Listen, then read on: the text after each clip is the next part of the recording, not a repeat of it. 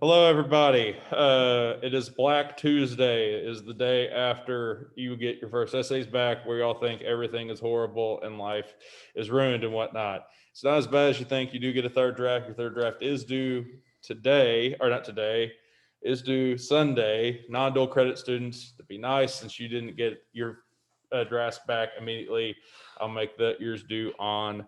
It's currently Tuesday, but I need to move it to Monday because I didn't know of how many of the essays I'd get graded yesterday evening.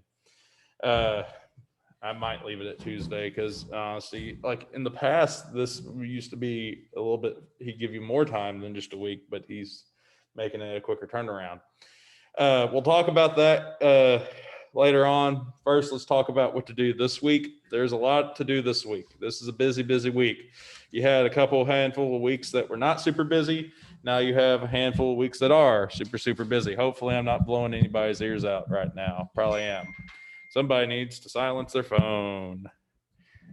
All right. So this is what you're supposed to do this week. You have your observation essay first draft is due on Wednesday along with your peer review.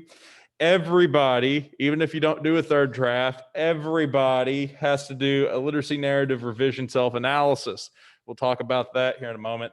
And of course, your optional third draft for your literacy narrative is due on Sunday. It says optional, but in reality, it's not optional. It's like this class is designed for it to be a 3-draft approach. So take the feedback. He gave y'all good feedback. Those of you who are in the dual credit class, you got really, really good feedback. Those of you in the non-dual credit class, I'd hope I gave you good feedback. So some people don't think I did, but you know what? I'm sorry. I'm sorry. Anywho, let's talk about the revision self-analysis. All right, let's do that one first. At the very end of this year, and here, I'll scroll over so you can see it. All the way down here, your finals week. Your final is this thing called a portfolio, in which you'll be writing an argumentative piece introducing your portfolio about whether or not you improved as a writer or not. This revision self-analysis is your first steps in doing that. Now, it's not exactly what 100% the argumentative essay at the end of the semester is going to be, but you'll use a lot of it in that essay. This revision self-analysis is 2 pages, and basically, and you're free to kind of explore it however you want. Just talk about your writing process. How'd you go into this particular essay? What were some of the decisions you made with your essay at the beginning, in the middle, and what were the things you changed? What were the things that you needed to improve and change in order to make your essay better, and how'd you implement those? That is what the revision self-analysis essay, that's what the revision self-analysis assignment is. Here's the actual thing, what it says. All you need to know is you're telling me in 2 pages what were the things that you did to change, what were the changes you made in your essay and why. That's what it is. It's pretty simple. It's graded fairly easily. As long as you get to 2 pages, as long as you talk about your essay and the things that you talked about it, you should get all 20 points for this particular assignment. All right. The only way you don't is if you start talking about buffaloes and for some random reason, and if you have less than 2 pages. You just need to make sure you're close to 2 pages and you'll get all 20 points there. Pretty simple assignment that you do after you also need to do it after you've done your third draft for your literacy narrative. All right. And let's talk about literacy narrative, because the most recurring feedback I saw was the show don't tell stuff. This is a narrative. It is a story. A lot of you just were kind of writing informative. This happened, then this happened.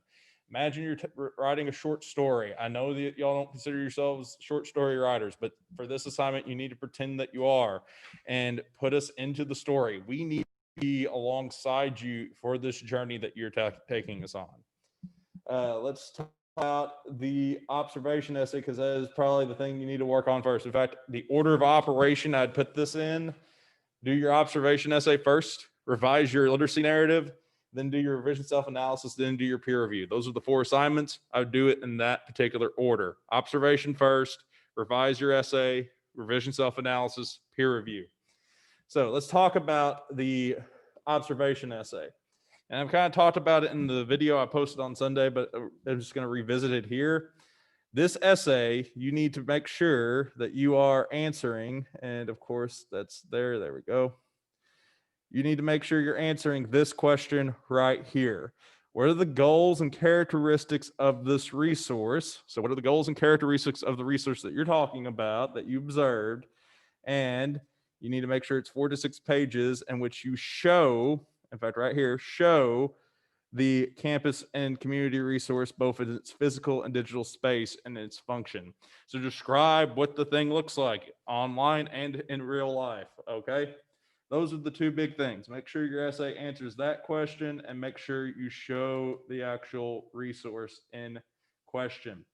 Down here, the data organization is another thing that I would recommend you make sure your essay hits, where you talk about what is the purpose of the resource, how does its physical presence of this resource reflect its purpose. Your essay should be able to answer all of these questions, of course, in a flowing type of essay format, all right?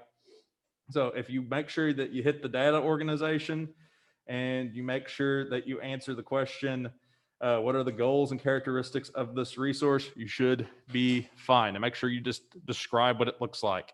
It doesn't have to be a super long description. You just need to describe what the resource looks like physically and digitally if it has a digital resource associated with it. It's not as much of a story as the other essay is. The literacy narrative is a narrative, so it needed to be a story. This is an observation essay. He wants a little bit of showing detail so you can kind of help establish the physical place that you're describing. But then from there, you don't have you can be more of a you don't need to necessarily be dry. You need to, of course, have like style and whatnot embedded into your writing, but you can be a little bit more informative in nature with this one, like some of you were for your literacy narrative. Anybody face to face have any questions?